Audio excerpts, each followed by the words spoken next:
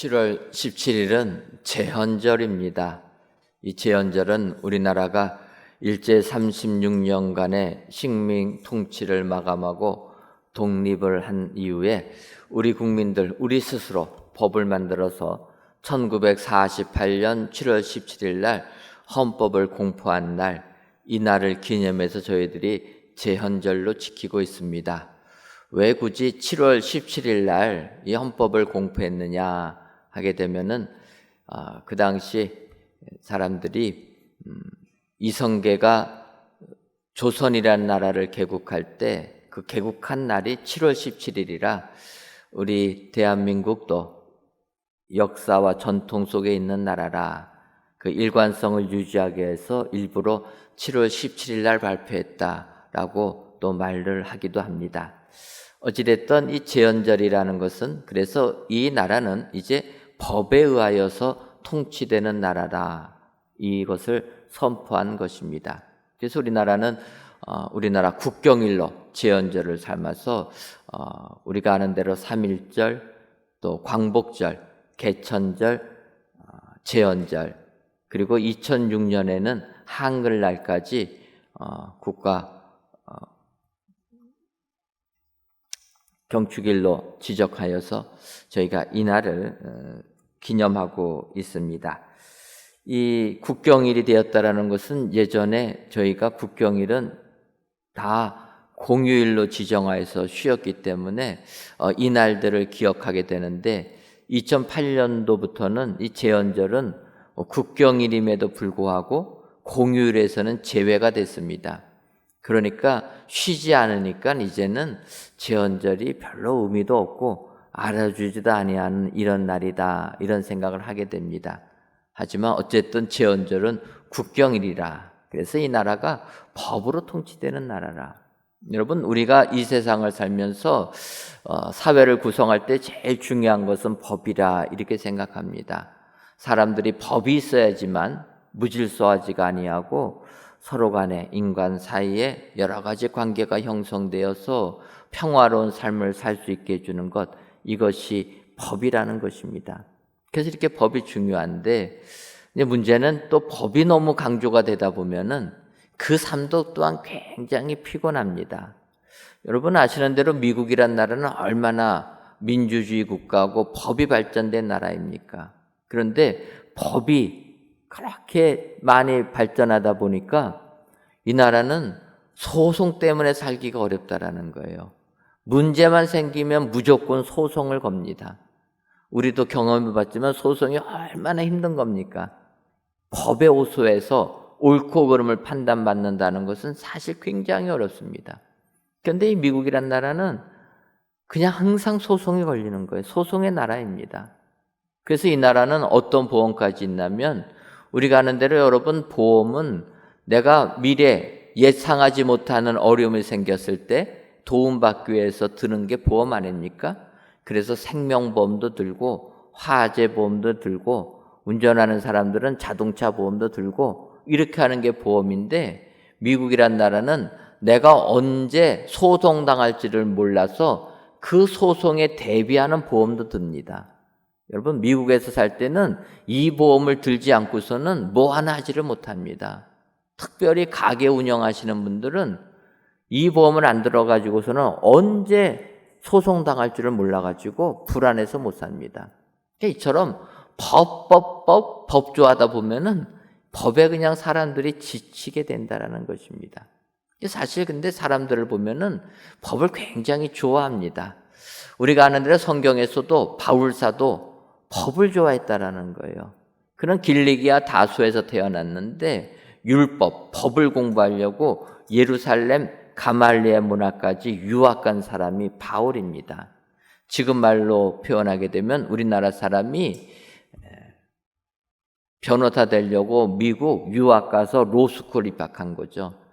이렇게 바울은 법을 배우려고, 율법을 배우려고 율법에 정통했습니다. 그래서 당대 최고로 열심히 율법을 따랐던 사람이 바울입니다.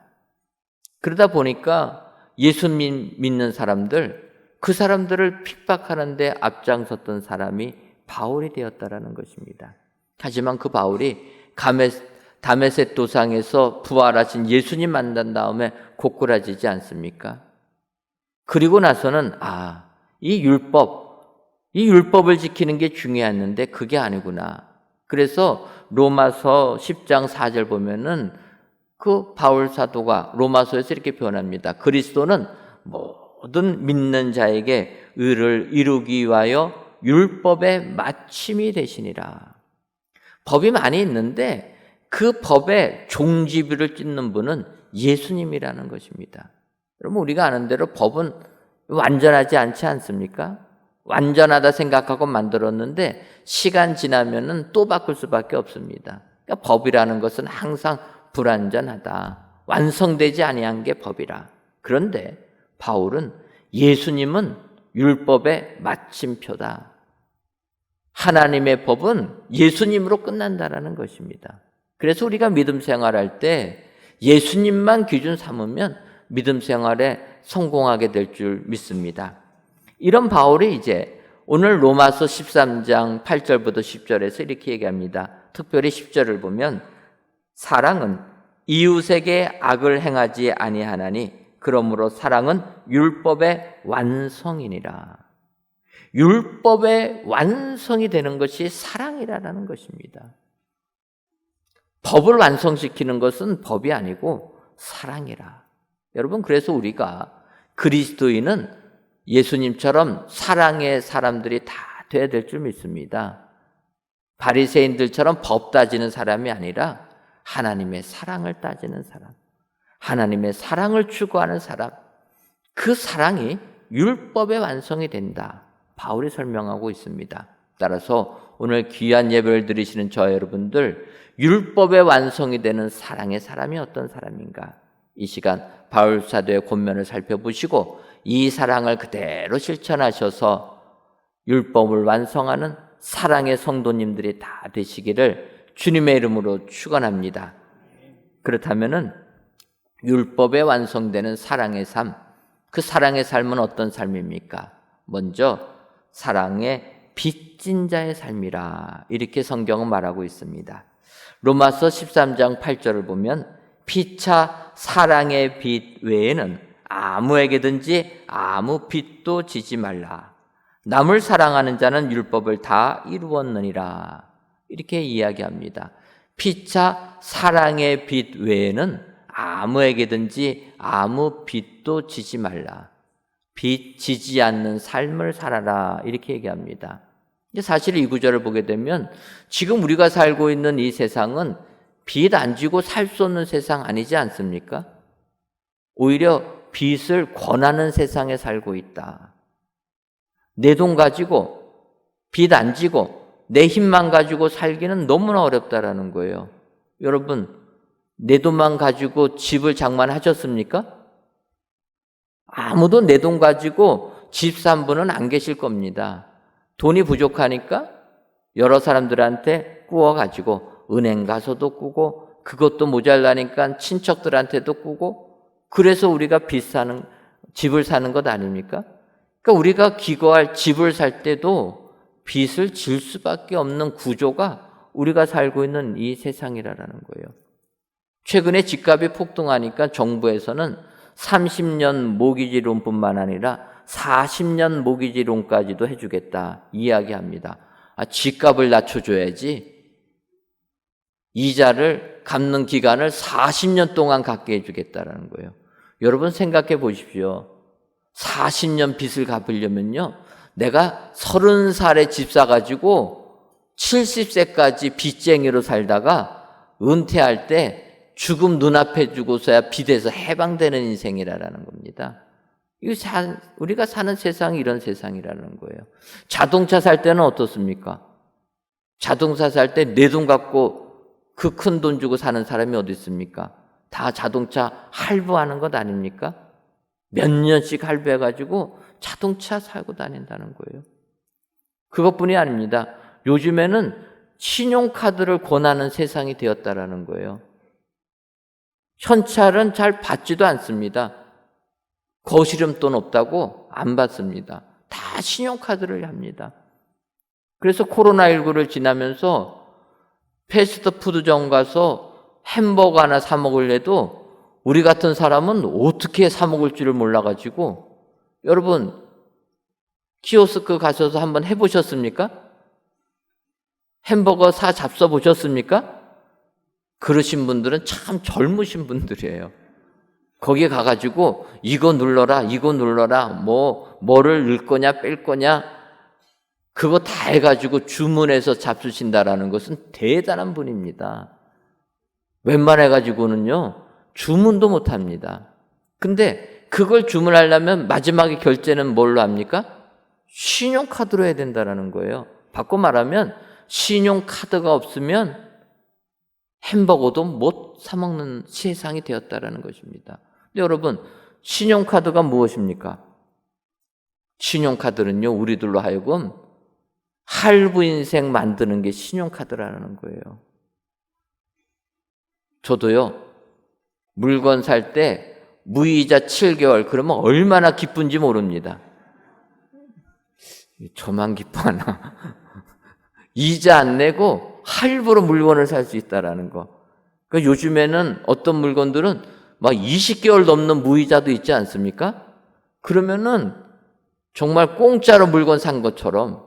근데 사실은 36개월 무이자 할부하면은요 3년 동안 빚 갚아야 된다라는 것입니다. 근데 사회 구조가 그거 쓰는 것이 전혀 이상하지 않고 오히려 그거를 권하는 세상이 되었다라는 겁니다. 하지만 오늘 성경은 빚 지지 말라라는 거예요. 바꿔 말하면 사회 구조가 이렇게 하더라도 내가 감당할 만큼까지만 해야지 감당 못할 것까지 끌었으면 안 된다라는 것입니다. 왜 그렇습니까? 감당하지 못할 것까지 끌어쓰게 되면은 결국은 나에게 돈 빌려준 사람이 피해를 보기 때문이라는 거예요. 우리 그리스도인들은 남에게 피해 주는 삶을 살면은 안 된다라는 것입니다. 그 기본으로 물질적인 부분에서, 경제적인 부분에서는 빚 지지 말고 살라라는 겁니다. 근데 여러분, 이 빚 지지 않고 사는 것이 뭐 경제적인 부분뿐입니까? 그 외 많은 부분들 우리는 그렇게 빚 지지 말고 살아야 된다라는 거예요. 독립적으로 살아야 됩니다. 근데 또 한편으로 생각해 보면은요, 빚 안 지고 살 수가 없습니다. 그래서 바울은 이야기하는 거예요. 사랑의 빚은 지고 살 수밖에 없는 존재니 그거는 지고 살아라. 그러지 않습니까? 신앙적으로 하나님께서 우리들을 구원해 주셨습니다. 하나님의 사랑 아닙니까? 하나님의 아들 예수님을 십자가에 못 박혀 죽게 하시고 그 피의 공로를 의지해서 우리들에게 구원해 주셨다는 것입니다. 이건 하나님의 사랑인데 그 하나님의 사랑을 우리가 무엇으로 갚을 수 있겠습니까?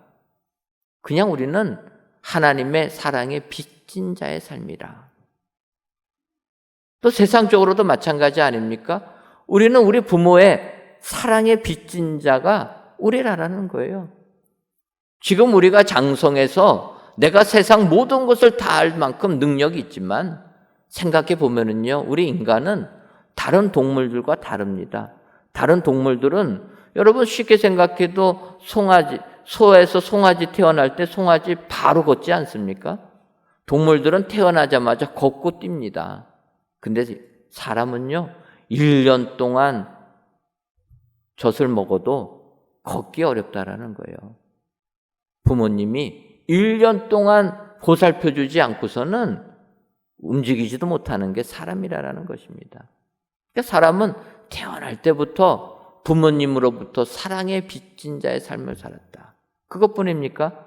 우리를 교육시켜준 선생님, 스승님들의 다 사랑에 빚진 자들 아닙니까? 그것뿐만 아니라 우리의 이웃으로부터도 다 사랑에 빚진 자들이라는 거예요. 세상은요, 나 혼자 잘 살 것 같지만 나 혼자 죽어도 못하는 세상입니다. 다 이웃의 도움받고 산다라는 거예요. 그래서 이런 사랑의 빚은 지어서 살아야 된다. 그러면 어떡합니까? 그 사랑의 빚을 갚으며 살으라는 거예요. 하나님의 사랑, 복음에 빚진 것 우리가 하나님께 갖기는 어렵습니다. 그래서 안 믿는 자들에게 복음을 전하는 거예요. 복음의 빛을 지었기 때문에, 하나님의 사랑의 빛을 지었기 때문에 세상에 복음을 전하는 겁니다. 부모님의 사랑의 빛을 지었기 때문에 내 자녀에게 그대로 사랑을 흘려보내준다라는 거예요. 내 이웃의 사랑의 빛을 지었기 때문에 우리가 그 사랑을 이웃에게 전해주는 삶을 살게 된다. 여러분, 사랑은 율법의 안성입니다. 세상은 법으로 모든 것을 다 판단하고 법으로 모든 것을 다 재단하지만 사랑은 그것이 아니라 오히려 그런 모든 법을 완전하게 하는, 완성시켜주는 것은 사랑이다.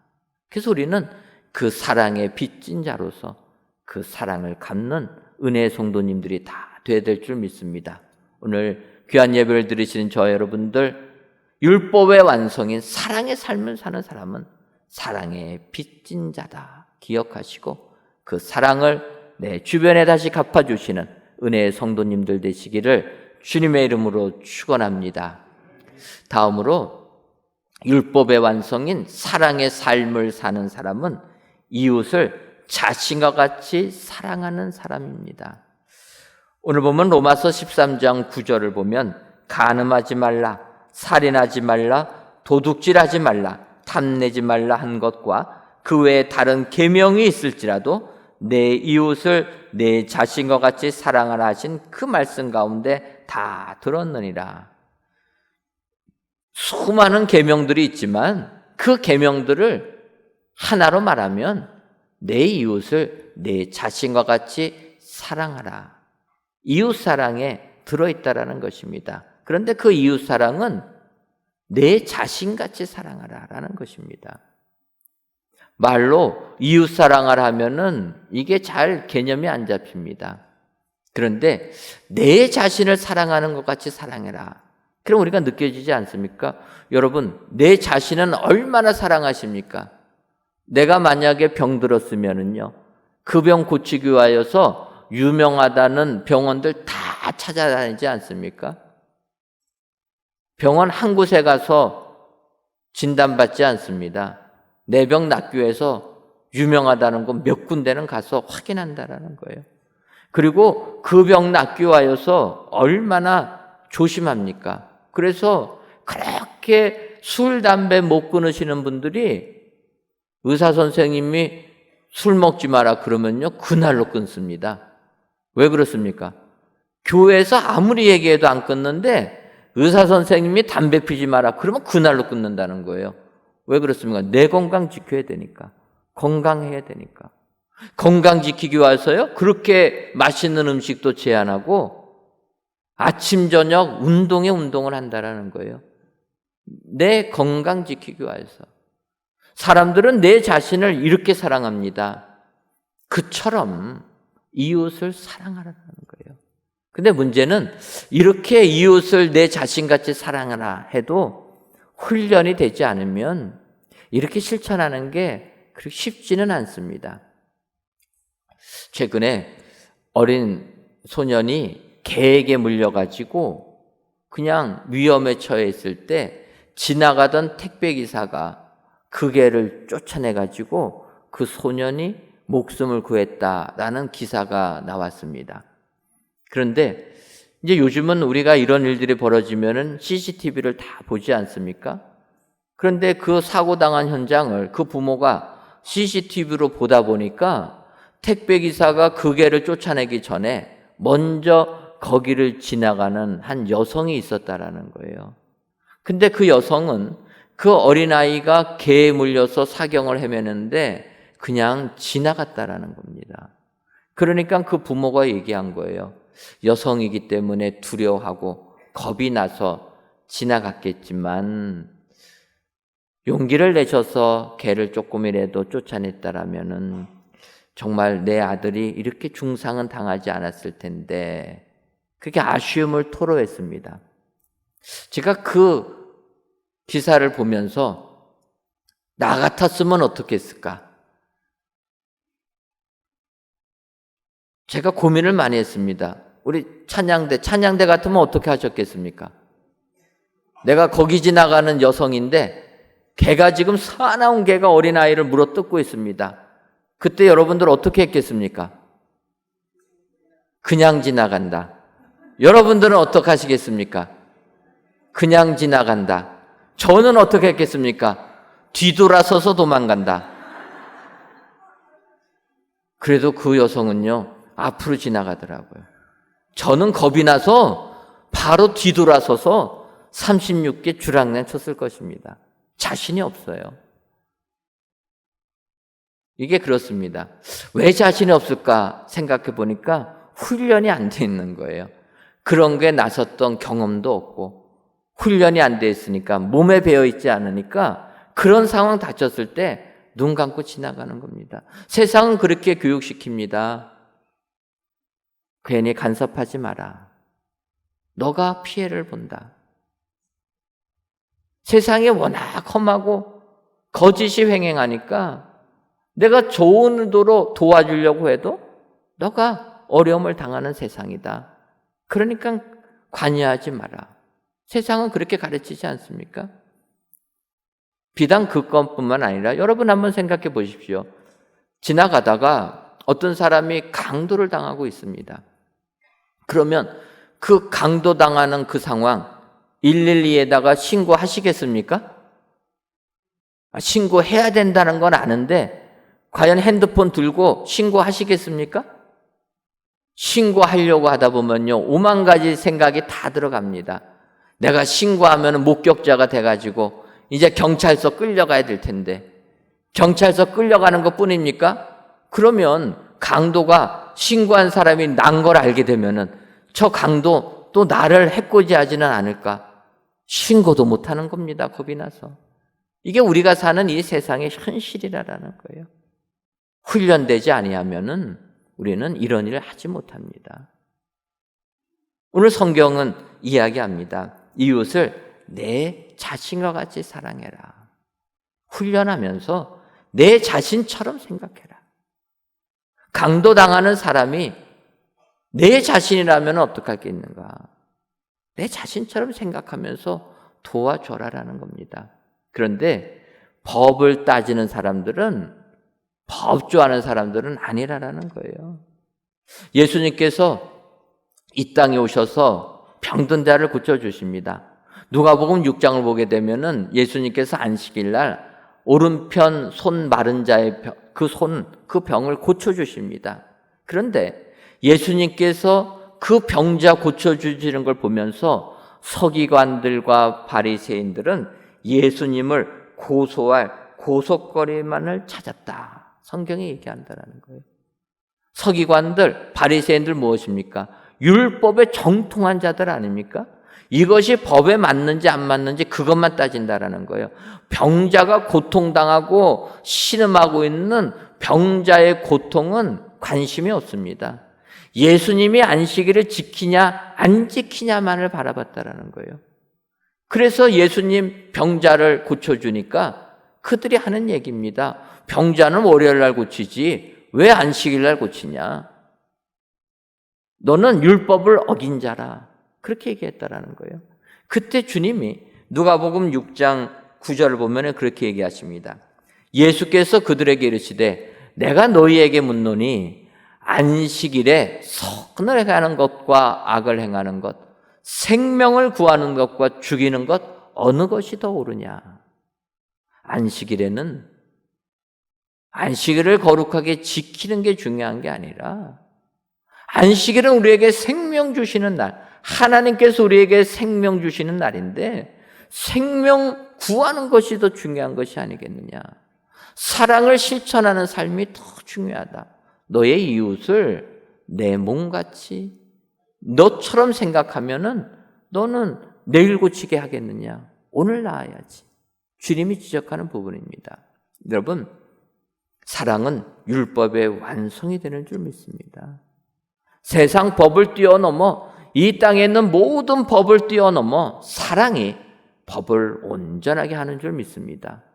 그런 사랑의 삶을 살려면 이웃을 내 몸같이 생각하는 사람, 그런 사람이 사랑을 완성하는 자가 된다. 여러분 기억하시고 이런 성도님들이 다 되시기를 주님의 이름으로 축원합니다.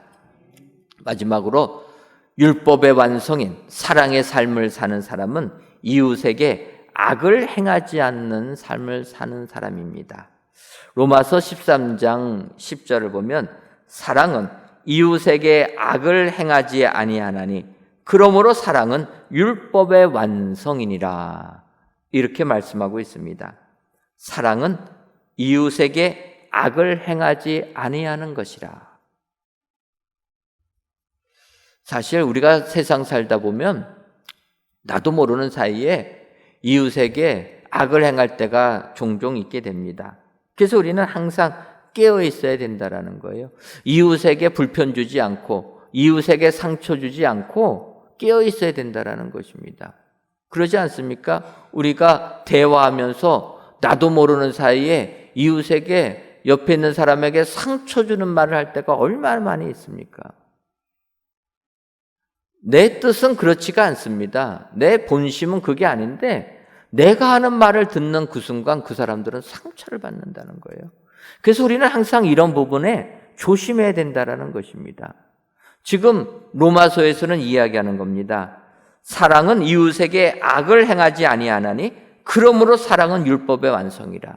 율법의 완성되는 사랑을 얘기하면서 사랑은 이웃에게 악을 행하지 않는 것이다. 이것은 소극적인 표현입니다. 사랑을 실천해라, 이렇게 행하라, 그거는 적극적인 건데 바울은 결론적으로는 소극적인 사랑을 행하라는 거예요. 왜 그렇습니까? 적극적인 것은 앞서도 말씀드렸지만 훈련하지 않고서는 잘 안 되는 겁니다. 그러니까 우리가 못할 때가 많이 있습니다. 그런데 이 소극적인 이웃에게 악을 행하지 않는 것은 누구나 할 수 있다는 거예요. 우리가 의식만 하고 있으면, 우리가 생각만 하고 있으면 이것은 누구나 할 수 있다는 것입니다. 그렇지 않습니까?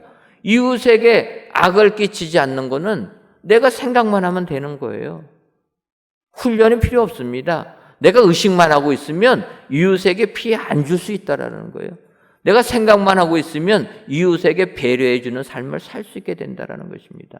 작은 거지만 이웃에게 악을 행하지 않는 것이 율법을 완성시키는 사랑의 삶이다. 바울은 이야기합니다. 우리가 그리스도인이라면 이것은 다 할 수 있다는 것입니다. 그렇게 하는 사람, 그렇게 믿음 생활하는 사람이 율법을 완성하는 사랑의 삶을 삽니다. 오늘 귀한 예배를 드리시는 저와 여러분, 이런 삶을 사시기를 주님의 이름으로 축원합니다. 우리가 이웃에게 악을 행하게 되면 우리는 멸망으로 끝날 수밖에 없습니다. 하지만 우리가 깨어 있어서 이웃에게 악을 행하지 않는다면 우리는 율법을 완성시키는 사랑의 사람이 다 될 수 있다는 것입니다.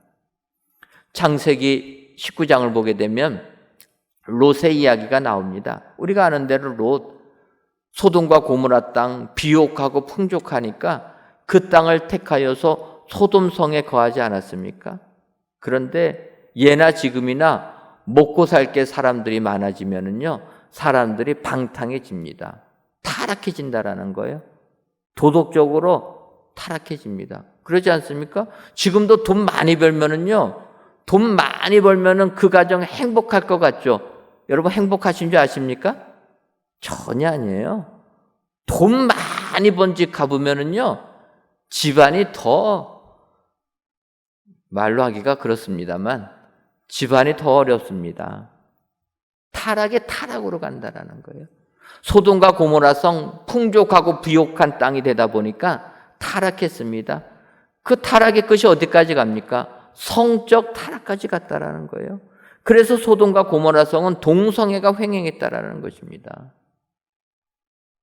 그러한 롯이 살고 있는 그 집에 천사 2명이 롯의 집에 갑니다. 그 당시 천사는 남자로 변화된 남자의 모양을 갖춘 천사들인데 그 천사들이 롯의 가정에 들어오니까 소돔에 있는 사람들이 그 남자 천사, 남자의 모습을 한 천사들 성적으로 유린하겠다고 롯에게 내놓으라고 하는 것입니다.